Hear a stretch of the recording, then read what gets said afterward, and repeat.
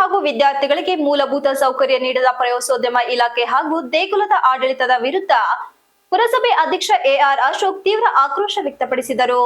ಬೇಲೂರು ಶ್ರೀ ಚೆನ್ನಕೇಶವ ದೇಗುಲದಲ್ಲಿ ಪ್ರತಿನಿತ್ಯ ಸಾವಿರಾರು ಪ್ರವಾಸಿಗರು ಬರುತ್ತಿದ್ದಾರೆ. ಇದರ ಜೊತೆಯಲ್ಲಿ ಪ್ರತಿನಿತ್ಯ 2,000ಕ್ಕೂ ಹೆಚ್ಚು ವಿದ್ಯಾರ್ಥಿಗಳು ಪ್ರವಾಸಿ ತಾಣಕ್ಕೆ ಬರುತ್ತಿರುವ ಹಿನ್ನೆಲೆಯಲ್ಲಿ ಬಂದಂತ ಪ್ರವಾಸಿಗರಿಗೆ ಯಾವುದೇ ಮೂಲಭೂತ ಸೌಕರ್ಯ ಇಲ್ಲದೆ ಹಿಡಿಶಾಪ ಹಾಕುತ್ತಿದ್ದಾರೆ. ಇದು ಮಾಧ್ಯಮದಲ್ಲಿ ಪ್ರಸಾರವಾದ ಹಿನ್ನೆಲೆಯಲ್ಲಿ ಸ್ಥಳಕ್ಕೆ ಪುರಸಭೆ ಅಧ್ಯಕ್ಷ ಎಆರ್ ಅಶೋಕ್ ಹಾಗೂ ಸ್ಥಳೀಯ ವಾರ್ಡ್ ಸದಸ್ಯರೊಂದಿಗೆ ಭೇಟಿ ನೀಡಿ ಆಡಳಿತ ಅಧಿಕಾರಿಗಳ ವಿರುದ್ಧ ಹರಿಹಾಯ್ದರು.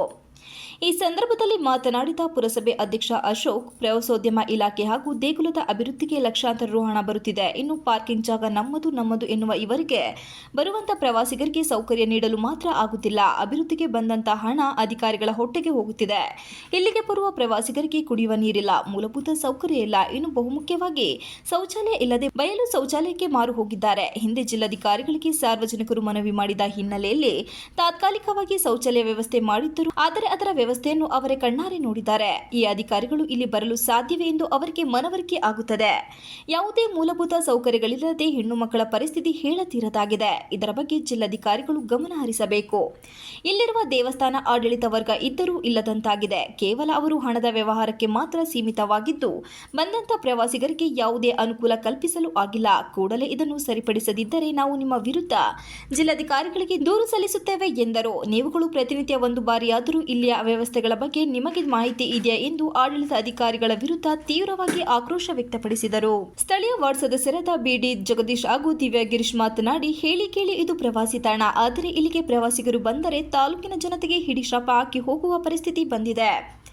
ಪ್ರತಿನಿತ್ಯ ಪುರಸಭೆಯವರು ದೇವಸ್ಥಾನದ ಸುತ್ತಮುತ್ತ ಸ್ವಚ್ಛತೆ ಮಾಡಿ ಹೋಗುತ್ತಾರೆ. ಮತ್ತೆ ಕಸದ ರಾಶಿ ಗುಡ್ಡೆ ಆಗಿರುತ್ತದೆ. ಇನ್ನು ಆಡಳಿತ ಮಂಡಳಿಯವರು ನಮಗೂ ಇದಕ್ಕೂ ಸಂಬಂಧ ಇಲ್ಲ ಎಂಬಂತೆ ಕೂತಿದ್ದಾರೆ. ಇನ್ನು ವಿದ್ಯಾರ್ಥಿಗಳ ಪಾಡಂತೂ ಹೇಳತೀರದಾಗಿದೆ.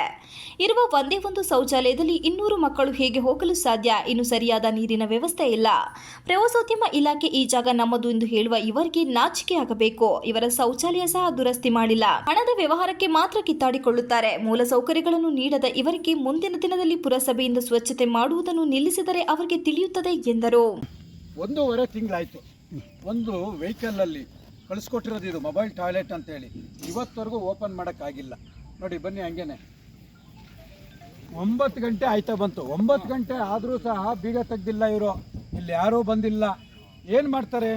ಪಬ್ಲಿಕ್ಸು ಟೂರಿಸ್ಟ್ ಬಂದರು ಅಲ್ಲಿ ಇಲ್ಲಿ ಮೂಲೆಗೆ ಹೋಗ್ತಾರೆ. ಆ ಹೆಣ್ಮಕ್ಳು ಎಲ್ಲಿ ಹೋಗೋದು ಟಾಯ್ಲೆಟ್ಗೆ? ಗಂಡಸ್ರೇನೋ ಆ ಕಡೆಗೆ ಹೋಗ್ಬಿಡ್ತಾರೆ.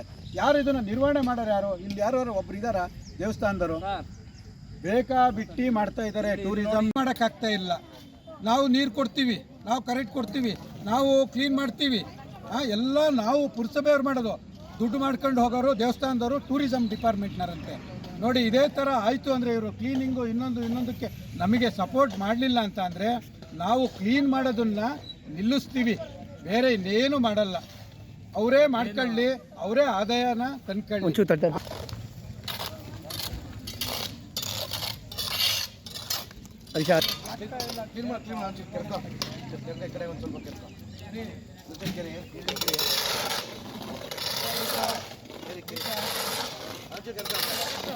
ಈ ಸಂದರ್ಭದಲ್ಲಿ ಆರೋಗ್ಯಾಧಿಕಾರಿ ಲೋಹಿತ್, ಹರೀಶ್, ಸ್ಥಳೀಯರಾದ ದಬ್ಬೆನಾರಾಯಣ್, ಸುರೇಶ್, ರಘು ಹಾಜರಿದ್ದರು.